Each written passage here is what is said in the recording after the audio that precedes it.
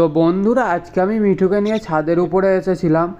আর মিঠু অনেকদিন বাইরে বেরোয়নি বলে মিঠু ছাদের ওপর এসে প্রথমে এদিক ওদিক উড়ে খানিকক্ষণ চলে গিয়েছিল, তারপরে অবশ্য উড়ে আমার কাঁধে এসে বসেছে।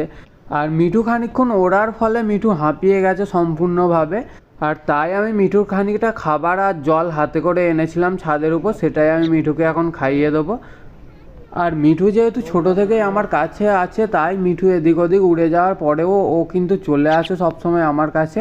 আর এখন যেহেতু বর্ষাকাল, তাই রোদও যেরকম বেরোচ্ছে সেরকম বৃষ্টিও চলে আসছে। আর বৃষ্টি হলে মিঠু আর ঘরেই ফেরে না। তো এই দেখো বন্ধুরা, রোদ বেরোনোর পরে আবার খানিকটা বৃষ্টি হয়েছিল, তাই মিঠু বৃষ্টিতে ভিজছে আর এদিক ওদিক করে স্নান করছে গাছের এদিক ওদিক করে। আর এমনিতে মিঠু আমি কোনো একটা জায়গার মধ্যে জল দিই, সেই জলটার মধ্যেই মিঠু স্নান করে থাকে। কিন্তু বৃষ্টি হলে মিঠু যদি বাইরে ছাড়া থাকে, ও আগে চলে যাবে গাছের উপরে, আর সেখানে গিয়ে ও আনন্দের সাথে স্নান করতে থাকবে।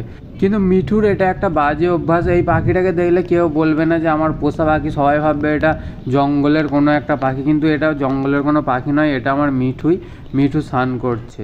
আর মিঠু স্নান করার পরে আবার এচাল ওচাল করছে। মিঠু আসতেই চাইছে না আমার কাছে আজকে, কারণ মিঠু অনেকদিন পরে ছাড়া পেয়েছে। তো মিঠু আদৌ আসবে কি ফিরে আমি সেটাও জানি না। এই ক্ষেত্রে মিঠুর যেহেতু ডানা ভিজে আছে, তাই আমাকে মিঠুকে সব সময় লক্ষ্য রাখতে হবে, নাহলে অন্য কোনো শিকারী পাখি এসে মিঠুকে আক্রমণ করে দিতে পারে।